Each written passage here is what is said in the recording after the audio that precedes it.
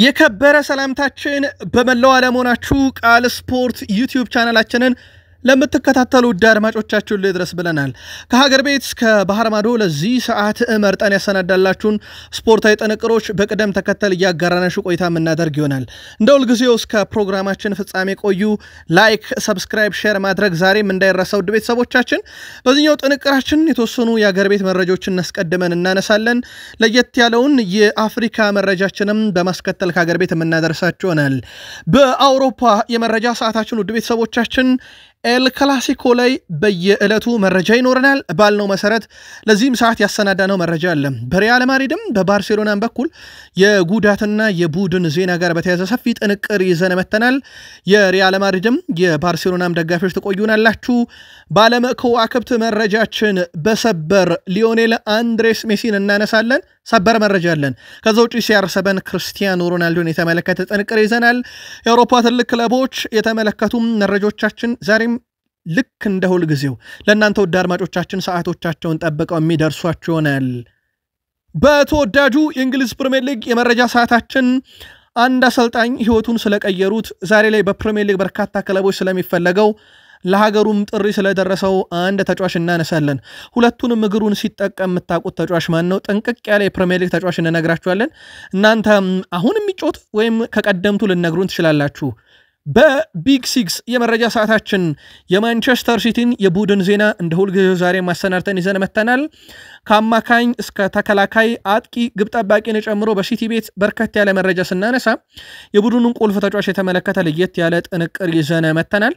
የማንቸስተር ሲቲ ደጋፊዎች እንደ ሁልጊዜው ከኛ ጋር ስትቆዩ ስለ ቡድናችሁ መረጃ ትከታተላላችሁ። የቼልሲው አማካይ ስፍራ ተጫዋች አሁንም አድናቆቶች እየጎረፉለት ነው። ተከላካዮቹንም እናነሳለን። ማሬስካ ሁለት በጣም ቁልፍ ተከላካዮቻቸውን በዚህ ሳምንት እንዳሳረፉ ይታወቃል። ምክንያቱ የሰንደርላንድ የፕሪሚየር ሊግ ጨዋታ ነው ተብሏል። እንመለከተዋለን። ቼልሲ ጋር የተያዘም ተጨማሪ ቡድን ዜና ይዘናል። ሊቨርፑል ቤት እንሄዳለን። ሊቨርፑል ቤት ስንሄድ ኦፕታ ቁጥራዊ መረጃዎችን መመዝገብ ከጀመረ ጊዜ ጀምሮ እንደዚህ አይነት ነገር አይቻል አቀም እያለ ይገኛል። ነገር እየተፈጸመው በሊቨርፑል በኩል ነው። እንመለከተዋለን። የሊቨርፑሉ ተጫዋች ሳላህ ያደረገው ነገር መነጋገሪያ ሆኗል። ምንድነው የተፈጠረው? ሰበር መረጃ አለ። ሊቨርፑልያን ተቆዩናላችሁ። ተጋጣሚ ቡድን ያደረገውም ነገር መነጋገሪያ ሆኗል። የሊቨርፑል የቡድኑን ቁልፍ ተጫዋቾች በሊቨርፑል በኩል ተጨማሪ መረጃዎችን ይዘናል። አርሰናል የፕሪሚየር ሊግ ውዱ ክለብ ሆኗል። በአውሮፓም አንድ ክለብ ብቻ ይቀድመዋል፣ ያውም በጥቂት ሽርፍራፊ ገንዘቦች። የአርሰናልን የቡድን ዜና ስናነሳ ስቲቭ ማክማንን የሚለን ነገር አለ ስለ አርሰናል። ሴስክ ፋብሪጋስ እናነሳለን ከአርሰናል ጋር አያይዘን። የአርሰናል ተከላካይ ይከላከላል ብቻ አይደለም ውድ ቤተሰቦቻችን፣ ግብ ያስቆጥራል። ተጨማሪ መረጃዎችን ይዘናል። ጋብሪኤል ሱስ ተመልሷል። ጄሚ ካራገር ስለ አርሰናል የሚለን ነገር አለ። አርሰናላውያን ቆዩን። በማንቸስተር ዩናይትድ የመረጃ ሰዓታችን ከበርካቶች አድናቆት እየጎረፈለት ያለውን አንድ ተጫዋች እናነሳለን። ዩናይትድና አማካኝ፣ ዩናይትድና ኮቢ ሜኖ፣ ዩናይትድና ጆሽኳ ዜርኪዚ ለየት ያለ ጥንቅር አሰናድተን ይዘን መተናል። በዩናይትድ በኩል ቤን ጃኮብስ ከዙር ጋር የተያዘ ሰፊ መረጃን ይዞ ወጥቷል። አንድ የዩናይትድ አካዳሚ ተጫዋች ለዋናው ቡድን ላይ ጫወት ይችላል የሚሉ መረጃዎች እየወጡ ነው። እናጠራዋለን። እስከ ፕሮግራማችን ፍጻሜ ብቻ ቆዩ። ላይክ፣ ሰብስክራይብ፣ ሼር አድርጉን። በሐሳብ መስጫ ሳጥናችን ላይ ለምታጋሩን ሐሳብ አስተያየት ግን እጅግ አድርገን አመስጋኞች ነን። ዛሬም አጋሩን። ከቃል ስፖርት ዩቲዩብ ቻናል እኔ ቃል ነኝ። እናንተስ? መልካም ቆይታ ተመኘን። በሀገር ቤት የኢትዮጵያ ፕሪሚየር ሊግ ሁለተኛ ሳምንት መርሃ ግብሮች ቀጥለው እየተካሄዱ ይገኛሉ። የመጀመሪያ ሳምንት ጨዋታ በሸገር ደርቢ በቅዱስ ጊዮርጊስ ሽንፈት ያስተናገደው ኢትዮጵያ ቡና የመጀመሪያ ድሉን አሳክቷል። ኢትዮጵያ ቡና ከነገሌ አርሲ ጋር ያደረጉትን ጨዋታ 2-1 በሆነ ውጤት ድል አድርገዋል። አቡበከር አዳሙ 7ኛው ደቂቃ ላይ እንዲሁም በፍቃዱ ዓለሙ 51ኛው ደቂቃ ላይ ሁለቱን የቡና ግቦች ሲያስቆጥር 45ኛው ደቂቃ ተጠናቆ አልቢትሩ በጨመሩት ጭማሪ ደቂቃ 49ኛው ደቂቃ ከረፍት በፊት ገብረ መስቀል ዱባለ አቻ አድርጎ ነበረ ነገሌ አርሲን። ግን ከረፍት በኋላ በፍቃዱ ዓለሙ የተገኘች ግብ ቡናን የፕሪሚየር ሊጉ የመጀመሪያውን ድል እንዲያሳካም ያደረገ አጋጣሚ ፈጥሯል። ማክሰኞ ባህር ዳር ከተማ ከኢትዮጵያ ቡና፣ ሮብ ነገሌ አርሲ ከቅዱስ ጊዮርጊስ ጋር የሶስተኛ ሳምንት የኢትዮጵያ ፕሪሚየር ሊግ መርሃ ግብራቸውን እንደዚሁ የሚያከናውኑ ይሆናል። የኢትዮጵያ ፕሪሚየር ሊግ ሁለተኛ ሳምንት መርሃ ግብር አዳማ ከተማን ከሸገር ከተማ ማገናኝቶ ነበረ። ይህ ጨዋታ እንኳን አንድም ግብ ያላየነበት 0-0 የተጠናቀቀ ጨዋታ ነው።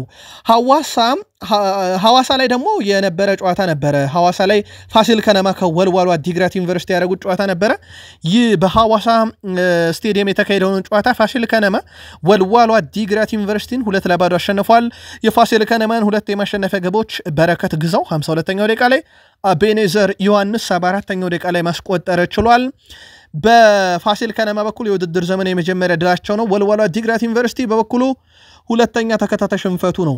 ወልዋሎ አዲግራት ዩኒቨርሲቲ ካስታወሳችሁ አምና የኢትዮጵያ ፕሪሚየር ሊግ ግርጌውን ይዞ ያጠናቀቀ ቡድን ነበር።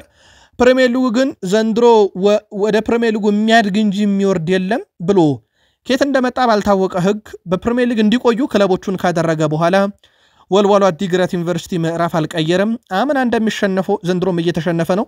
በኢትዮጵያ ፕሪሚየር ሊግ ተከታታይ ሽንፈት ሁለተኛ ጊዜ አስተናግዷል። ወደ አፍሪካ መረጃችን እንሻገር። ውድ ቤተሰቦቻችን ካፍ የክለቦችን ደረጃ ይፋ አድርጓል። ሰንጠረዡን በብዙ አገላብጠን ተመለከትነው። ውድ ቤተሰቦቻችን እስከ 75ኛ ደረጃ ድረስ የክለቦች ደረጃ ሲወጣ አንድም የኢትዮጵያ ፕሪሚየር ሊግ ክለብ በዚህ ዝርዝር ውስጥ ሊገኝ አልቻለም። ውድ ቤተሰቦቻችን ለጥቂቶቹን ብቻ እንንገራችሁ። ያው አንደኛ ያለው የግብፁ አልሂላል አንደኛ ደረጃ ላይ ተቀምጧል። የደቡብ አፍሪካው ማማሊዲ ሰንዳውስ ሁለተኛ፣ ኤስፔራንስ የሞሮኮ የቱኒዚያው ቡድን ሶስተኛ፣ እንደዚሁም የሞሮኮ ቡድን ባርኬን፣ የሳምቢያ የዚምባብዌ ቡድን እንደዚህ የሚሉ ተቀምጧል። ግን የኢትዮጵያ ብሔራዊ በኢትዮጵያ ክለብ ውስጥ የሚገኝ አንድም ቡድን በዝርዝር ውስጥ ልንመለከት አልቻለም። የኢትዮጵያን ክለቦች ማለት ነው። አምና መድን ሻምፒዮን ነበር፣ የለም። ታሪካዊ ቡድን ቅዱስ ጊዮርጊስ፣ ቡና ብንል አንድም የኢትዮጵያ ፕሪሚየር ሊግ ተሳታፊ ክለብ ከ1 እስከ 75 ደረጃ ሊገኝ አልቻለም። የ8 ጊዜ የባሎን ዶር አሸናፊ ተጫዋች ሊዮኔል አንድሬስ ሜሲ በኢንተር ማያሚ ቤት ያለውን ውል ማራዘሙ ይፋ ተደርጓል። ሰበር መረጃ ነው። ውድ ቤተሰቦቻችን በክለቡ ያለው ኮንትራት ሊያበቃ በጣት የሚቆጠሩ ወራት የቀረው ሊዮኔል አንድሬስ ሜሲ እስከ ፈረንጆቹ 2028 ውድድር ዓመት ለመቆየት ውሉን ለ2 ዓመታት ማራዘሙን ይፋ አድርጓል። ስለዚህ ሊዮኔል አንድሬስ ሜሲ በኢንተር ማያሚ ቤት ይቆያል፣ ጫማም አይሰቅልም እንደማለት ነው በቅርቡ። ስለዚህ ለአርጀንቲና ብሔራዊ ቡድንም እየተጫወተ ሊቀጥል የሚችልበት ሰፊ እድል አለም እንደማለት ሊሆን ይችላል። ሊዮኔል አንድሬስ ሜሲ የ8 ጊዜ የባሎን ዶር አሸናፊው፣ የዘንድሮ የአሜሪካ ሜጀር ሊግ ሶከር ከፍተኛ ግብ አስቆጣሪ፣ የወሩ ምርጥ ተጫዋች የኢንተር ማያሚም የአሜሪካ ሜጀር ሊግ ሶከሩም ሊዮኔል አንድሬስ ሜሲ በሚያሚ ቤት እስከ 2028 የሚያቆየውን ኮንትራት አሁን ከጥቂት ደቂቃዎች በፊት ፈርሟል። በሰበር በርካታ ማህበራዊ ትስስር ገጾች እየተቀባበሉት ነው።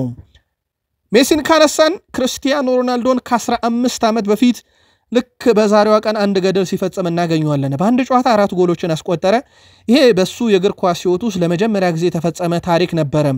ከዛ በኋላ እንደ አጠቃላይ በ11 ጨዋታ 4 ጎሎችን አስቆጥሯል። በ11 የተለያዩ ጨዋታ 4 ጎሎችን አስቆጥሯል። ይህም በእግር ኳስ ታሪክ አንድ ተጫዋች በርካታ ጨዋታዎች ላይ 4 ግቦችን ያስቆጠረው CR7 ክርስቲያኖ ሮናልዶ የ5 ጊዜ የባሎን ዶር አሸናፊ ነበረ። የሜሲን በሰበር ኮንትራት ማራዘም ሮናልዶ ከ15 ዓመት በፊት ልክ በዛሬው ቀን በአንድ ጨዋታ 4 ጎል አስቆጥሮ ከዛ በኋላ ለ11 ጊዜ ማድረጉን ነገርናችሁ። የአውሮፓ ሻምፒዮንስ ሊግ 3ኛ ዙር ጨዋታ የሳምንቱ ምርጥ ተጫዋች ይፋ ተደርጓል። በዚህ መሰረት የባርሴሎና የፊት መስመር ተጫዋች ፌርሚን ሎፔዝ የሳምንቱ ምርጥ ተጫዋች በመባል መመረጥ ችሏል። ስፔናዊው የፊት መስመር ተጫዋች ፌርሚን ሎፔዝ ባርሴሎና ኦሎምፒያኮስን ባሸነፈበት ጨዋታ ሃትሪክ መስራቱ አይዘነጋም። በሳምንቱ ምርጥ ተጫዋቾች ውስጥ ፍሊክስ ንሜንቻ ከቦሩሲያ ዶርትመንድ ሁለተኛ፣ ጎርካ ጉሩስታ ከአትሌቲኮ ቤልባው ሶስተኛ በመሆን ማጠናቀቅ ችለዋል። በተጫዋቹ በኩል ያለው የፈርሚን ሎፔዝ ያለው የብቃት ጥግ ያስቆጠራቸው ጎሎች ማሳያ ናቸው። በጣም አስደናቂ ነው።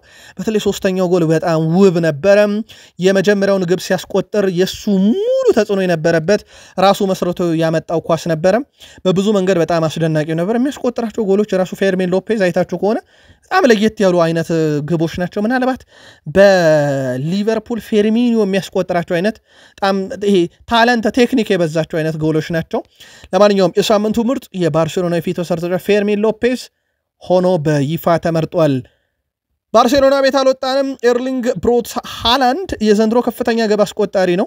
በፕሪሚየር ሊጉ በአውሮፓ ሻምፒዮንስ ሊግም እንደዚሁ የሱ ግቦች በክለብ ደረጃም በጣም አስደናቂ ጊዜ ላይ ይገኛል። አሁን ከአንድ ተጫዋች ጋር ሪካርዱን ተጋርቷል። የባርሴሎና ተጫዋች ኤርሊንግ ብሮት ሃላንድ እና የሲቲው ተጫዋች ኤርሊንግ ብሮት ሃላንድ እና የባርሴሎና ማርከስ ራሽፈርድ በአውሮፓ ሻምፒዮንስ ሊግ ከከፍተኛ ጨዋታ አራት ግቦችን በማስቆጠር ቀዳሚ ሆነዋል። ለባርሴሎና በጣም መልካም የሚባለው ዜና ውድ ቤተሰቦቻችን ራፊኒያ ዛሬ ሙሉ ልምምዱን ሰርቶ አጠናቋል። ስለዚህ ለኤል ክላሲኮ ዝግጁ ነው ማለት ነው። ሮናልድ አራሆም በሪያል ማድሪድ ጨዋታ ላይ የመገኘት እድሉ በጣም ሰፊ ነው እየተባለ ይገኛል። ዛሬ መደበኛ ልምምዱን በጥቂት የተካፈለ ተጫዋች መሆን ችሏል። ዛሬ ግን ፍራንኪ ዲዮንግን አላየነውም ውድ ቤተሰቦቻችን። ፍራንኪ ዲዮንግ በዛሬው ልምምድ ላይ 100% አልተገኘም። በዚህ ምክንያት ተጫዋቹ ለኤል ክላሲኮ ጨዋታ ላይ ይደርሳል አይደርስም በሚለው ጉዳይ ላይ ማረጋገጫ ሊገኝ አልቻለም። ስለዚህ ቀጣይ ማለትም ከሰዓታት በኋላ ሃንሲ ፍሊክ ጋዜጣዊ መግለጫ ይሰጣሉ በጨዋታው ዙሪያ ኤል ክላሲኮ። ስለዚህ እሳቸውን ጋዜጣዊ መግለጫ መጠበቅ ይኖርብናል። በፍራንኪ ዲዮንግ ዙሪያ ዣቪ አሎንሶ ጁድ ቤሊንግሃም የተሟላ ጥንቅቅ ያለ ተጫዋች ነው ብሎታል። በቦታው ላይ የአውሮፓ ሻምፒዮንስ ሊግ ምሽታቸውን ያሳመረላቸው ተጫዋች ነው። በሪያል ማድሪድ በኩል የቡድን የቁልፍ ተጫዋች ነው ብሏል። ግን ከጉዳት መልስ የመጫወቻ ቦታውን ሊያጣ ይችላል የተባለው ይህ ተጫዋች አሁን በዣቪ አሎንሶ ወደ ቦታው የተመለሰ ይመስላል። እናም ተጫዋቹ በአስደናቂ ሁኔታ ቡድኑን አሸናፊ ካደረገ በኋላ በዘንድሮ የውድድር ዓመት የኔ ቁልፍ ተጫዋች ሆኖ ይቀጥላል ብለዋል ዣቪ አሎንሶ። ሪያል ማድሪድ እሁድ ከባርሴሎና ጋር በሚያደርገው የኤል ክላሲኮ ፍልሚያ ወሳኝ ተጫዋቾቹ ዝግጁ እንደሆኑ አረጋግጧል ዣቪ አሎንሶ። ለጨዋታው በጉዳት ላይ የነበሩት በዚህ ሳምንት አሌክሳንደር አርኖልድ፣ ዳኒ ካርቫሃል፣ ዲያን ሁይሰን፣ ሴባዮስ ዝግጁ እንደሚሆኑ ተናግሯል። ተጫዋቾቹ በጨዋታው መሳተፋቸውን የአሰልጣኝ ዣቪ አሎንሶ የመጨረሻ ውሳኔ ብቻ እንደሚጠብቅ እንጂ ዝግጁ መሆናቸው ተረጋግጧል። ስለዚህ ይሄ ለሪያል ማድሪድ ጥሩ የሚባለው ዜና ነው። ቹዋሚኒ ኤል ክላሲኮን ጨዋታ እያይዞ በሰጠው ሐሳብ አምና የተፈጠረው ነገር ከዘንድሮ ጋር ምንም አያገናኘውም። ዘንድሮ አዲስ ዓመት ነው። ስለዚህ እኛ ባርሴሎናን ስንገጥም በአዲስ መንፈስ ነው። የአምና ውጤት አምና የተዘጋ ፋይል ነው ብሏል። ስለዚህ በቡድን ውስጥ አዲስ መንፈስ አለ፣ አዲስ ተጫዋቾች አሉ። ባርሴሎና አምና የደረሰብንን ሽንፈት ረስተኗል እያለ ይገኛል። አምና ሙሉ ለሙሉ ዶሚኔት ተደርገው ነበረ በባርሴሎና። በነገራችን ላይ ሪያል ማድሪድ በዚህ ዓመት 12 ጨዋታ አድርጎ 11ዱን ያሸነፈ 6 ክሊንሺት ያለው 18 ጎል ልዩነት በላሊጋው ያለው ክለብ ነውና ምናልባት ይህን የበላይነቱን የሚያስቀጥልበት ሌላ አጋጣሚ ሊፈጠር ይችላል። ለማንኛውም እሁድ ከባርሴሎና ጋር የሚያደርጉት ጨዋታ ካሁኑ በጉጉት እየተጠበቀ ነው። በማለዳው መረጃችን የሮናልዶንም የሜሲንም ሪከርድ ሰብሮታል ብለናችሁ ነበረ። ሃሪኬን 20 ግቦችን በሁሉም የአውሮፓ ጨዋታዎች ላይ ለማስቆጠር የፈጀበት 12 ጨዋታ ብቻ ነው። 20 ግብ ላይ ለመድረስ ሜሲ 17፣ ሮናልዶ 13 ጨዋታ ፈጅቶባቸው ሪከርድ ነበር አንደኛና ሁለተኛ። አሁን ሃሪኬን ያንን ሪከርድ ሰብሮታል። ሃሪኬን በዚህ ሲዝን 20 ጎሎችን አስቆጥሯል። ከሜሲም ከሮናልዶም ጨዋታ ባነሰ ቁጥር ማለት ነው። በነገራችን ላይ በአውሮፓ ሻምፒዮንስ ሊግ ከፍተኛ ግብ አስቆጣሪው ሃሪኬን ነው፣ 5 አለው። ልክ እንደ ኬሊያን መባፔ ሁሉ ማለት ነው። አንቶኒዮ ጎርደን 4፣ ማርከስ ራሽፈርድ 4፣ ኤርሊንግ ብሮት ሃላንድ 4 አለ። 3 እንግሊዛውያን እናገኛለን ማለት ነው። ሃሪኬን፣ አንቶኒ ጎርደን፣ ማርከስ ራሽፎርድ። እንግሊዝ ወደ ዓለም ዋንጫ ይዛቸው የምትሄደው ከዋክብቶቿ በክለብ ደረጃም ደምቀው ይገኛሉ። ሶስቱም ተጫዋቾች በእንግሊዝ ብሔራዊ ቡድን ጥሪ ተደርጎላቸው እየተጫወቱም እንደሆነ ይታወቃል። ስለዚህ የቀጣይ ዓመት የእንግሊዝ ብሔራዊ ቡድን ለዋንጫ ብትገመት ብዙ የሚከፋ አይደለም። የእንግሊዝ ብሔራዊ ቡድን ለዓለም ዋንጫ ከአውሮፓም ቀድሞ ያለፈው ብሔራዊ ቡድን እንደሆነ ይታወቃል። ሃሪኬን የአውሮፓ ሻምፒዮንስ ሊግ ከፍተኛ ግብ አስቆጣሪም ነው። ፓሪስ ሰን ዠርሜን የአውሮፓ ሻምፒዮንስ ሊግ ምሽቶችን አዝናኝ ካደረጉ ክለቦች ውስጥ ግንባር ቀደሙ ነው። ለአብነት ያክል የፍጻሜ ጨዋታን ኢንተርን 5-0 ነው ያሸነፈው። አምና ብሪስትን ላሊጋው የፍራንስ ሊጋውን ክለብ ሪስቶስን 7-2 አሸንፏል። በዚህ ሳምንት ባየርን ሊቨርፑልንን ሜዳው ድረስ ጀርመን ሄዶ 7-2 አሸንፏል። የአውሮፓ ሻምፒዮንስ ሊግ መድረክን የግብ ናዳ ያወርድበታል ማለት ይቻላል። በነገራችን ላይ ፓሪስ ሰን ዠርሜን የመጀመሪያው ቡድን ነው በአውሮፓ ሻምፒዮንስ ሊግ 40 ወይም ከዛ በላይ ግቦችን በአንድ ካላንደር ያስቆጠረ። ያ ማለት 2025 የፈረንጆች ዓመት ከገባ ጊዜ ጀምሮ እስከዚህ ሰዓት ድረስ አሁን ኦክቶበር 2025 ነው። ስለዚህ ከጃንዋሪ 2025 እስከ ኦክቶበር 2025 40 ሲደመር ግቦችን በአውሮፓ ሻምፒዮንስ ሊግ አስቆጥሯል። ይህ በታሪክ የመጀመሪያው ክለብ ያደርገዋል በአንድ ካላንደር ይሄ ሁላ ግብ ያስቆጠረ ቡድን። ዩቬንቱስ 7 ጨዋታ ተቆጠረ። ወደ ቤተሰቦቻችን ድል የሚባል ነገር አይቶ ያቀም ዩቬንቱስ ከ29 በኋላ ነው እንደዚህ አይነት ነገር የገጠመው። ኢጎር ቶዶር በተለይ በአሰልጣኝነታቸው ላይ ጥያቄ እንዲነሳ ያደረገ ሳምንታት እየመጡ ነው። ለአብነት ያክል ከቦሩሲያ ዶርትመንድ ጋር አቻ፣ ከሄላስ ቬሮና አቻ፣ ከአታላንታ አቻ፣ ከቪላሪያል አቻ፣ ከኤሲ ሚላን አቻ 5 ተከታታይ ጨዋታቸው ወጡ። ከዛ በኋላ ኮሞ 2-2 አሸነፋቸው፣ ሪያል ማድሪድ 1-2 አሸነፋቸው። ስለዚህ 7ኛ ጨዋታ መጣ ማለት ነው። የዩቬንቱስን ድል ሳናይ ከ29 በኋላ ለመጀመሪያ ጊዜ ነው። ምናልባት ኢጎር ቶዶር በዚህ ሳምንት በሴሪ የሚደረግ ጨዋታን ድል ካላደረጉ ምናልባትም ስንብት ጭምር ሊገጥማቸው ይችላል እየተባለ ይገኛል። ለዩቬንቱስ ወቅቱ ወይም ያለፈው 1 ወር በጣም አሳሳቢ ሁኔታ ውስጥ ነው ያለው በውጤት ደረጃ። ፒየር ኤምሪክ ኦባሜያንግ የ36 ዓመቱ የማርሴ ፊት መስመር አጥቂ ወደ ማርሴ ከመጣ በኋላ 5 ጨዋታዎችን አድርጓል። በእነኛ 5 ጨዋታ 5 ግብ 4 አሲስት በ5 ጨዋታ 9ኛ የግብ አስተዋጽኦ ላይ ደርሷል።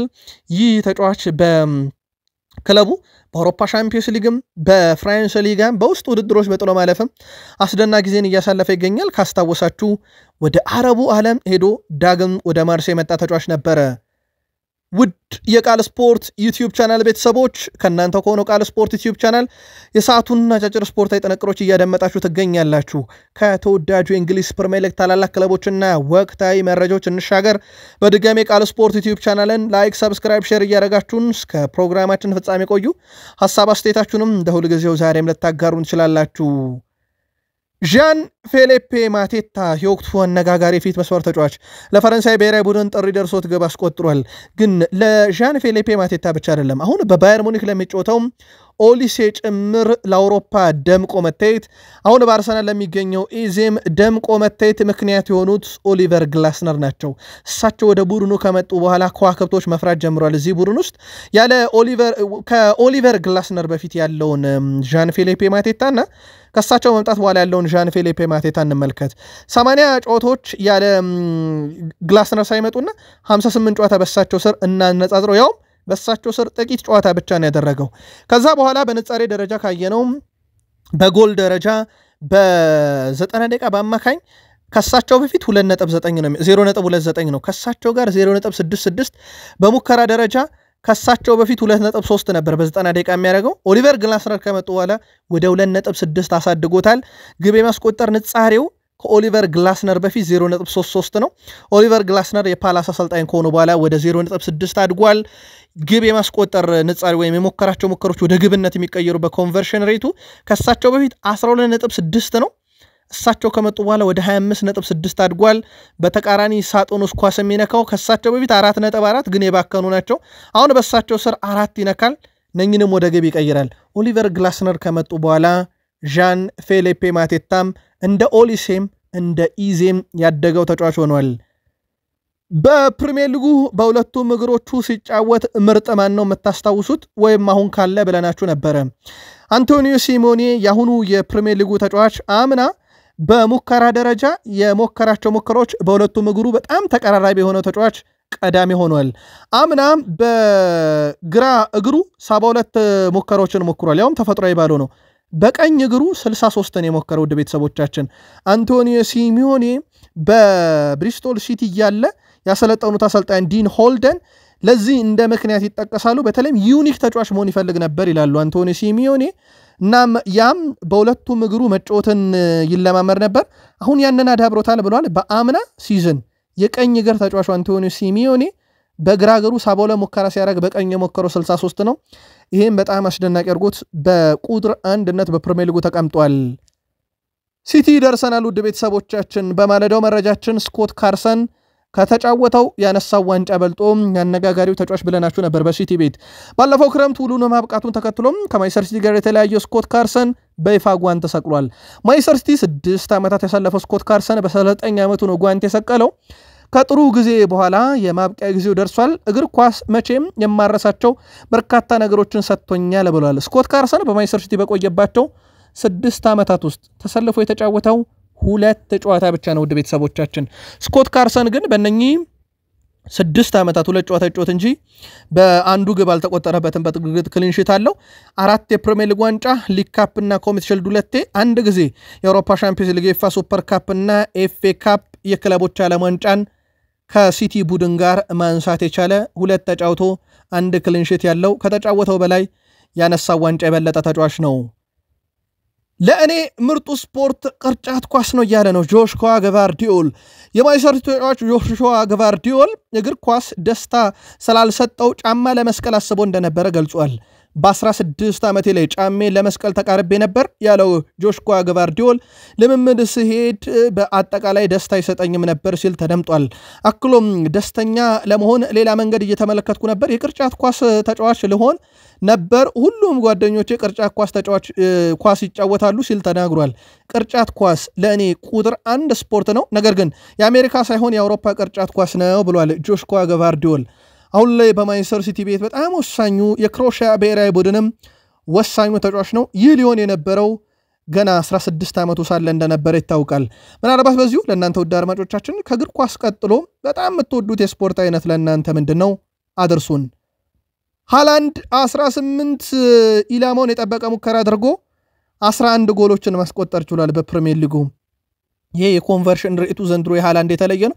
በነገራችን ላይ በነጻሬ ደረጃ ካምናው የግብ መጠኑ ቀንሷል ግን አሁን ላይ በብሔራዊ ቡድን ደረጃ ያስቆጠራቸው ግቦች ካምናው የተሻሉ ስለሆኑ በዘንድሮ ውድድር ዓመት እንዳጠቃላይ ያስቆጠራቸው ግቦች ደግሞ ካምና ይልቃሉ ኤርሊንግ ሃላንድ በዚህ ሲዝን በክለቡና በሀገሩ 14 ጨዋታ 24 ግብ 3 አሲስት 27 የግብ አስተዋጽኦ ውድ ቤተሰቦቻችን ፕሪሚየር ሊጉ ገና 8ኛ ሳምንት ነው ሃሪ ኬን በዚህ ሲዝን 13 ጨዋታ 23 ጎል 3 አሲስት 26 የግብ ተሳትፎ ሁለተኛ ኬሊያን ምባፔ በ14 ጨዋታ 18 ግብ 4 አሲስት 22 የግብ አስተዋጽኦ ሶስተኛ ነው በግብ አስተዋጽኦ የኤርሊንግ ብሮት ሃላንድ ግን በተለይም በኖርዌይ ብሔራዊ ቡድን ያለው ግብ ማስቆጠር ነጻሪ ዘንድሮ ከፍ ብሏል ያም በርካታ ግብ ያስቆጠረ ተጫዋች ያደርገዋል ቀደም ባለው መረጃችን ስለ ሳቪኒዮ የተወሰነ ነገር ነግረናችሁ ነበር ሳቪኒዮ በሲቲ ቤት ውስጥ ምናልባት የአሲስትና የጎል ማስቆጠር ቁጥሩ ዝቅ ይላል እንጂ በቡድኑ በጣም ቁልፍ ተጫዋች ነው ዘንድሮ በፕሪሚየር ሊግ 1 አሲስት አለው 3 ጨዋታን ነው በቋሚነት የጀመረው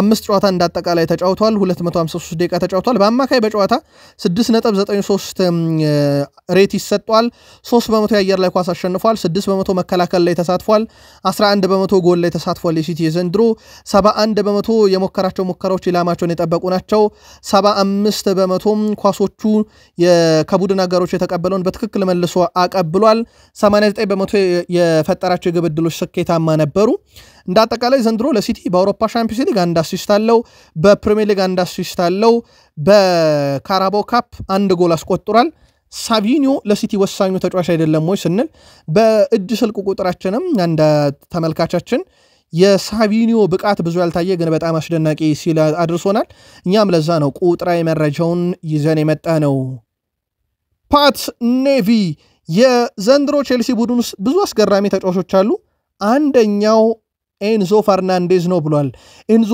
ፈርናንዴዝ የትልቅ ሰው አስተሳሰብ ያለው ብሎታል ጨዋታን ማኔጅ የሚያደርግበት መንገድ ጆን ቴሪም ቀድሞም የበሰለ አሁንም የበሰለ ተጫዋች ብሎታል በተለይም የጨዋታን የማሸነፍ አስተሳሰቡ ፍጹም ይለያል ብሏል ጆን ቴሪ እና እሱ መሪ ነው እያለ ይገኛል ኤንዞ ፈርናንዴዝ በቡድን ውስጥ አሁን ምርጡ ተጫዋች እየሆነ መጥቷል ስለዚህ ምናልባት የሮሚዮ ላቪያ መጎዳት እድል የሰጠው ይመስላል በቡድን ውስጥ ቁልፍ ተጫዋች እየሆነ መጥቷል ምናልባት ግን ይሄ የሳቸው የሮሚዮ ላቪያ ባይጎዳ ኖሮ የሳቸው ምርጫ የነበረው እንደሚታወቀው ኤንዞ ፈርናንዴስ ሳይሆን ላቪያ ነበር ላቪያ ሲጎዳ እድሉን የተጠቀመው ኤንዞ ፈርናንዴስ አሁን ከበርካቶች ሞድስ እየቀረበለት ነው በአውሮፓ ሻምፒዮንስ ሊግ ምሽት ሁለቱ ፉልባኮች ኩኮሬላ እና ሪስ ጄምስ እረፍት እንዲሰጣቸው እንደተደረገ ይታወቃል የቀዳሚ ሰንደርላንድ ጨዋታ ይመለሳሉ ቡድን ውስጥ ጉስቶ ያው በጉዳት ምክንያት ያልነበረው ስለዚህ እንደ ጄራል ሃቷና ሞይሰስ ካይሴዶ በግራና በቀኝ ይዘው ተጫውተዋል ሁለቱ ተጫዋቾች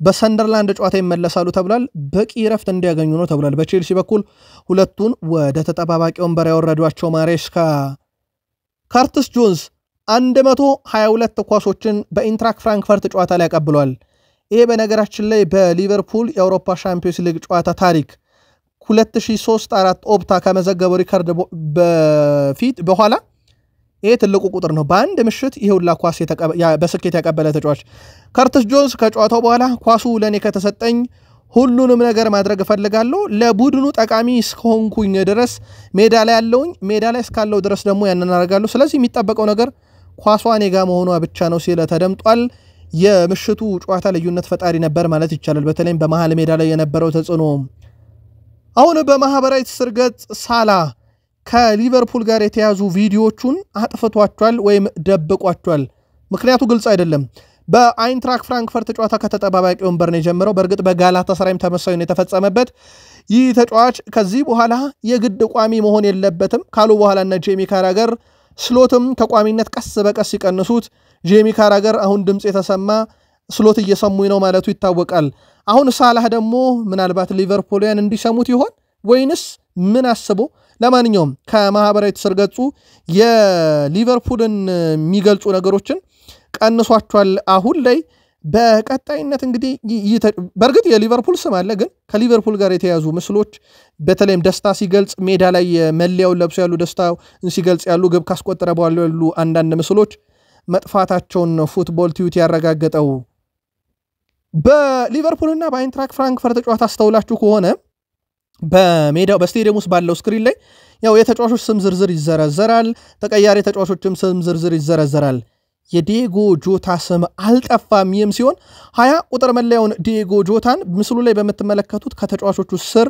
ከቋሚ 11ዱም ሲጻፍ ተቀያሪ ተጫዋቾችም ስም ሲጻፍ አይንትራክ ፍራንክፈርቶች የዲየጎ ጆታን ስም አኑረዋል ዲየጎ ጆታንም አስበዋል አይንትራክ ፍራንክፈርቶች በአውሮፓ ሻምፒዮንስ ሊግ በርካታ ፖሴሽንን ያሸነፈ ተጫዋች ዶሚኒክ ሶቦስላይ ሆኗል በዘንድሮ ውድድር ዓመት በርካታ ፖሴሽንን አሸንፏል ዶሚኒክ ሶቦስላይ በዚህ ሲዝን በሻምፒዮንስ ሊግ ያለውን ቁጥራዊ መረጃ ብናይ 3 ጨዋታ 1 ጎል 2 አሲስት 3 የጎል ተሳትፎ ሁለተኛው ትልቅ የግብ ዕድሎችን የፈጠረ ተጫዋች ነው 4 በጣም አስደናቂ ተጫዋች መሆኑን እያየን ነው በኢንትራክ ፍራንክፈርቱም ጨዋታ በእርግጥ የሊቨርፑል አብዛኛው ተጫዋች ምርጥ ነበር ይሄም በዛው ልክ ሊጠቀስ ይችላል በዚህ ሲዝን እስካሁን በተደረጉ 3 የሻምፒዮንስ ሊግ ጨዋታ ትልቅ የግብ ዕድል በመፍጠር ኮዲ ጋክፖ በ5 ከፍተኛ ወይም ትልልቅ የሚባሉ የግብ ዕድሎችን በመፍጠር ከፍተኛው ቁጥር ነው ኑኖ ሜንዴሽ ዶሚኒክ ሶቦስላይ ፍሎሪያን ቪርዝ 4 አላቸው ኮዲ ጋክፖ ቀዳሚ ነው ብዙ የሚታተረው ተጫዋች ሆኗል በሊቨርፑል ቤት ውስጥ ከዚሁ ጋር ያይዘን ውድ ቤተሰቦቻችን ቨርጂል ቫን ዳይክን እንመልከት የመርሴይዱ ክለብ ሊቨርፑል አምበል ቨርጂል ቫን ዳይክ ያለፈው ሰኞም የቡድኑን ተጫዋቾች ሰብስቦ ማነጋገሩ ይፋ ተደርጓል ቨርጂል ቫን ዳይክ ተጫዋቾችን ሰብስቦ ተከታታይ ሽንፈት ምክንያት የተረበሸው ቡድን መንፈስ ለማስተካከል መሞከሩ ይፋ ተደርጓል ሰኞ ዕለት በማንቸስተር ዩናይትድ ሽንፈት ምክንያት ሁሉም ሰው አዝኖ ነበር ሲል ቨርጂል ቫን ዳይክ ሲናገር ቨርጂል ቫን ዳይክ ተጫዋቾችንም በመሰብሰብ አነጋግሮ ለአይንትራክ ፍራንክፈርት ጨዋታ በሙሉ ስለነበና እንዲዘጋጁ ማድረግ ላይ ትልቁን ተወጥቷል ተብሏል ያምበልነት ሚናውን በስርዓት የተወጣም ይመስላል በእንግሊዝ ፕሪሚየር ሊግ ካሉ ክለቦች ሁሉ ውዱ ስብስብ የአርሰናል ነው ትራንስፈር ማርኬት ይዞት በወጣው መረጃ መሰረት 1.31 ቢሊዮን ዩሮ ወጪ ማድረግ የሚችል ጥራት ያለው ስብስብ ያርሰናል ነው ይላል የትራንስፈር ማርኬት ዘገባን ዋቢ አድርገን ሁለተኛው ሲቲ ሆኖ እናገኘዋለን ሶስተኛው ሊቨርፑል ነው በመላው አውሮፓ ካየን የሪያል ማድሪድ ቁጥር 1 ነው ቀጥሎ አርሰናል ሁለተኛ ነው ግን የፕሪሚየር ሊግ መረጃ ላይ ነን ሰዓታችን ያርሰናል ነው ስለዚህ አርሰናል ከፕሪሚየር ሊግ ክለቦች ሁሉ ውዱ ስብስብ በመሆን አንደኛ ሆኗል ከዚህ ጋር በተያያዘ ከቲኤንቲ ስፖርት ጋር ቆይታ የነበረው ስቲቭ ማክማነን የአርሰናል ቡድን አሁን በአውሮፓ ሻምፒዮንስ ሊግ ካለው ስብስብ ሁሉ ጥራት ያለው ነው ብሏል ከባርሴሎናም ከባየር ሙኒክም በላይ ለኔ በዚህ ሰዓት ጥራት ያለው ቡድን አርሰናል ነው ብሏል ስቲቭ ማክማነን የአርሰናልን ቡድን ዘንድሮ የአውሮፓ ሻምፒዮንስ ሊግ ቢያነሳ ብዙ አልደነቅም ጥራት ያለው ቡድን ነው ሲል ተደምጧል ምናልባት ከዚሁ ጋር ያይዘን የአርቴታ የመጨረሻ ዓመት ነው እያልን አይደለም ውድ ቤተሰቦቻችን ግን የአርቴታ የመጨረሻ ዓመት ይሁን የሚሉ በርካቶች አሉ ምክንያታቸው ደግሞ ሌጀንዶች ናቸው በተለይ አርሰናል ሌጀንዶች የቀድሞ ተጫዋቾች ይሄ ቡድን ዋንጫ ካላነሳ ማይክል አርቴታ ለሌሎች እድል መስጠት አለበት ስለዚህ እነ ፋብሬጋስ ሌሎች አሰልጣኞች በተለይም ይሄን ቡድን ለዋንጫ ባለቤት ሊያደርጉ የሚችሉ ሌሎች አሰልጣኞች መምጣት አለባቸው የሚል መከራከሪያን ያነሳሉ አንደኛ እንደ መከራከሪያ ዝርዝር ውስጥ የተካተተው ሴስክ ፋብሬጋስ ነው የቀድሞ የአርሰናል አሰልጣኝ አርሰን ቬንገር ተጫዋችም እያለው ሴስክ ፋብሬጋስ አንድ ቀን አሰልጣኝ እንደሚሆን አውቅ ነበር በአርሰናል ቡድን ውስጥ አስተሳሰቡ ፍጹም የተለየ ነው ጨዋታዎችን አናላይዝ የሚያደርግበት መንገድ ፕሮፌሽናልነቱ ፍጹም የተለየ ነውና አሰልጣኝ መሆን እንደሚችል ያኔም ማውቅ ነበር ብለዋል ምናልባት የዘንድሮ ድራመት በአርቴታ ስር አርሰናል ዋንጫ ካላነሳ እውን ሴስክ ፋብሬጋስ አርቴታን ተክቶ ዋንጫ የሚያመጣበት አይነት ደረጃ ላይ ደርሷል የኮሞን መረጃ በእኛ በቃል ስፖርት ዩቲዩብ ቻናል የምትከታተሉ በየዕለቱ የጣሊያን ሴሪ መረጃዎችን ስናነሳ ስለምናነሳው ይህን ክለብ መልከታችሁን አድርሱ ምናልባት በሳምንቱ መጨረሻ ዩቬንቱስን 2-0 እንዳሸነፈ ይታወቃል የአርሰናል ተከላካዮች መከላከል ብቻ ላይ አይደለም ትኩረት የሚያደርጉት ግብ ያስቆጥራሉ ዘንድሮ 14 የግብ አስተዋጽኦ ያላቸው የአርሰናል ተከላካዮች ጋብርኤል ማጋሌሽ ደግሞ ግንባር ቀደሙ ነው በ222 ጨዋታ 22 ግቦች አሉት በቡድኑ በጣም ቁልፉ ተጫዋች ነው የአርሰናል የዘንድሮ ጥራት መከላከል ብቻ ሲሆን ማስቆጠርም ላይ ጭምር ነው ፊት መስመሩን ዘንድሮ ብዙ ተሻሽሏል ለአብነት ያክልና ማርቲኔሊ በዘንድሮ የአውሮፓ ሻምፒዮንስ ሊግ ውድድር 3 ጨዋታ 3 ጎል 1 አሲስት አላቸው ቡድኑ ከፊትም ከኋላም እንዴት እንደተስተካከለ ማሳያ ተደርጎ ሊወሰድ ይችላል በዚህ ላይ ደግሞ አሁን በርካታ ያሉ ተጫዋቾች ከጉዳት ተመልሰዋል ካይ ሃቨርትዝ ጋብርኤል ጀሱስ ተመልሰዋል በርግጥ መች ይጫወታሉ በሚለው ጉዳይ ላይ ጥንቅቅ ያለ ቀለብ አይቆረጥም ከኢንተርናሽናል ብሬክ በኋላ ይጠበቃል ጉልበቴ በጣም ጥሩ ሁኔታ ላይ ይገኛል ብሏል ጋብርኤል ጀሱስ ስለዚህ አሁን ላይ በቅርቡ እንደገና ተመልሼ መጫወት እችላለሁም ሲል ተደምጧል ጄሚ ካራገር ከዚህ በፊት እንደዚህ አይነት አርሰናል አይቻላቅም እኔ የሊቨርፑል ደጋፊ ነኝ አርሰናል እየተመለከትኩ ነው እና አርሰናል የዘንድሮ አጫወቱ ፍጹም ተለይቷል በየትኛውም አጋጣሚ ግብ የሚያስቆጥር ቡድን ሆኗል በተለይም የቆመ ኳስ ላይ ነገሮች ሁሉ ተቀይሯል እያለ ይገኛል በእግር ኳስ ውስጥ እንደዚህ ያለ ነገር ከዚህ በፊት አይቻላውቅም እኔ እንደማስበው ሁሉም የእግር ኳስ ዓለም የሚሰማው ኮርና ባገኙ ቁጥር አርሰናል ያስቆጥራሉ የሚል ነገር አሁን መስጋት ጀምሯል ብሏል በእርግጥ የማይሰጋ የለም ካስታወሳችሁ ዲየጎ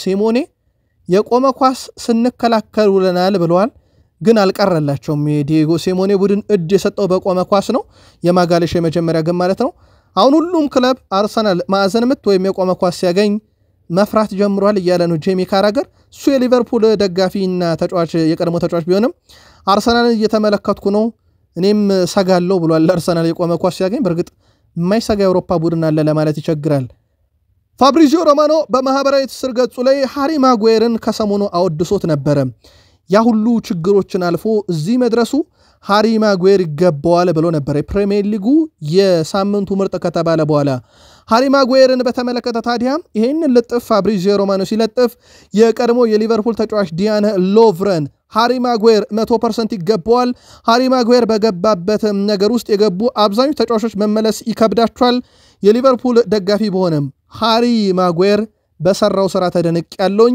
በማንቸስተር ዩናይትድ ያን ሁሉ ትችት ተቋቁሞ ከሚዲያው ከደጋፊዎቹ ከክለብ አጋሮቹ ያን ሁሉ ነገር ደርሶበት ያንን ተቋቁሞ እዚህ በመድረሱ በጣም አደንቋለሁ 100% ይገባዋል ብሏል በነገራችን ላይ በክለቡ ላብነት ያከለ ኤሪክ ቴን ሃግ አምበልነቱን ነጥቀውት ለብሩኖ ሰጥቷል ቋሚነትን ነጥቀውታል በርካታም ነገሮች ተቀንሷል ከዚህ ተጫዋች በርካታ ትችቶችን አስተናግዷል በርግጥ እሱም የተሰጠውን እድል በወቅቱ ተጠቅሟል አንድ ጥያቄ ነው ግን ተሻሽሏል የሚለው ብዙም ማያሻማም ሃሪ ማጉዌር የሳምንቱ ምርጥ ተጫዋች ተብሎ እንደተመረጠ ይታወቃል ቤን ጃኮብስ ማንቸስተር ዩናይትድ በ2026 ልምድ ያላቸው ተጫዋቾችን ወደ ቡድኑ ማምጣቱ አይቀርም ካለ በኋላ እነ ካርሎስ ባሌባ በዚህ ዝርዝር ውስጥ አሉ ብሏል እነ አንጄሎ ስቲለር አሉ እዚህ ዝርዝር ውስጥ ነኮኔ ያሉ በርካታ ተጫዋቾች በአማራጭ ውስጥ አሉ ግን ማንቸስተር ዩናይትድ ከጥር ይልቅ በክረምት ከዋክብትን ሊያመጣ የሚችልበት ሰፊ ድል አለ እያለ ይገኛል ቤን ጃኮብስ ለአሁኑ የውድድር ዓመት አጋማሽ ላይ ድንገተኛ ግዢዎች ላይኖሩ ይችላሉ ምክንያቱም ሩበን አሞሪም በማኑኤል ኡጋርቴ ላይ ፍላጎት ስላላቸው ነው ኮቢ ማይኖም ቢሆን በክለቡ ከቆየ ብዙ ደቂቃዎች ሊያገኝ ይችላል በርግጥ ካዝሜሮ በዚህ ሰዓት በጣም አስፈላጊ ሆኗል እናም ብሩኖ ፈርናንዴዝ አለ በእርግጠኝነት የመሃል ክፍሉ ላይ በማንቸስተር ዩናይትድ በኩል አዲስ ነገር በጥር ላናይ እንችላለን ኮቢ ማይኖን ራሱ ላይ ለቆት ይችላሉ የሚል መረጃን ይዞ ወጥቷል ቤን ጃኮብስ ናም ኮቢ ማይኖ በክለቡ ሊቀጥል የሚችልበት ሰፊ ድል አለ ዩናይትድ አይለቀውም ከሚል ሐሳብ አንፃር ከጆሽኳ ዜርኪዚ ጋር በተያያዘ ክለቡ ሊለቀም ይችላልበት ሰፊ እድል አለ። ጆሽኳ ዜርኪዚ ያው ቀደም ባለው መረጃችን የሩበን አሞሪም ዕቅድ አካል እንዳልሆነ ነግረናቸዋል። ምናልባትም ማንቸስተር ዩናይትድ ጆሽኳ ዜርኪዚን የሚለቅ ከሆነ የኤንድሪክን ጉዳይ ከሪያል ማድሪድ ይከታተላል እየተባለ ይገኛል። ከሪያል ማድሪድ ደግሞ ኤንድሪክ መውጫው በር ላይ ቆሟል። በጥር እንዲለቅ እንደውም ፍቃድ እንደተሰጠው ይታወቃል። ስለዚህ ማንቸስተር ዩናይትድ ዜርኪዚን በጥር ከለቀቀ በውሰት ኤንድሪክን ሊያመጣ የሚችልበት ሰፊ እድል አለ የሚሉ መረጃዎች በስፋት እየወጡ ይገኛሉ ከዩናይትድ ጋር በተያያዘ። ሌላ ቤን ጃኮብስ ያወጣው መረጃ ማንቸስተር ዩናይትድ በዊንግ ባክ ቦታ ላይ የሚከታተላቸው ተጫዋቾች አሉ። በፉልሃም ቤት ያለው አንቶኒ ሮቢንሰን በክረምት ዩናይትዶች ሲመለከቱት ነበር። እሱ እንኳን ባይሆን በዛ በመከላከል በፉል ባክ ደረጃ የሚጫወት በጣም ወሳኝ ተጫዋች በቀጣይ ክረምት ላይ ሊያመጡ ይችላሉ። የዩናይትድ መልማዮች አሁን ገበያው ላይ እነኝን እያዩ ነው። ጥር ላይ ግን ምናልባት በዜርኪዚ ቦታ አንድ ተጫዋች እንደ ኤንድሪክ ከዛ ውጭ ግን ትልቅ ዝውውር ላይ ፈጻም ይችላል ብለዋል። ጄጄ ጋብሪኤል በዚህ ውድድር ዓመት ለዋናው ቡድን የሚጫወት አይደለም እየተባለ ይገኛል። ከፕሪሚየር ሊጉ ሕግ ጋር በተያያዘ ታዳጊ የማንቸስተር ዩናይትድ አካዳሚ ኮከብ ጄጄ ጋብሪኤል በዋናው ቡድን ልምምድ እያደረገ ነው። ሆኖም ናታን ሳልት ከደቂቃዎች በፊት ባወጣው ዘገባ መሰረት ጄጄ ጋብሪኤል በያዝነው ውድድር ዓመት ለዩናይትድ በፕሪሚየር ሊግ ጨዋታ ላይ ያደርግ ይችላል። በፕሪሚየር ሊጉም በተቀመጡ ሕግጋት መሰረት ይህ ተጫዋች በፕሪሚየር ሊግ ጨዋታ ላይ ያደርግ ይችላል የሚል መረጃን ይዞቷል። እናም ተጫዋቹ ምናልባትም በቀጣይ 2026-27 የውድድር ዓመት በማንቸስተር ዩናይትድ የመጀመሪያ ጨዋታውን ሊያደርግ ይችላል የሚል መረጃን ይዞቷል። ከዚህ ጋር በተያያዘ ላይጫወት የሚችልበት ምክንያት የተለየ ከሆነ አጣርተን የምናመጣ ይሆናል። ግን ተጫዋቹ እጅግ በጣም አስደናቂ በበርካታ ክለቦች አይን ውስጥ የወደቀ ድንቅ ተጫዋች ነው። ከዚህ ጋር በተያያዘ ተጨማሪ መረጃ አጣርተን እናመጣለን። ከቃል ስፖርት ዩቲዩብ ቻናል የዕለተ ሐሙስ የምሽት መረጃችን ፍጻሜው እዚህ ጋር ይሁንና ጥቂት ደቂቃዎችን ቆይተን ተጨማሪ መረጃዎችን ይዘን እንምጣ። አበቃን።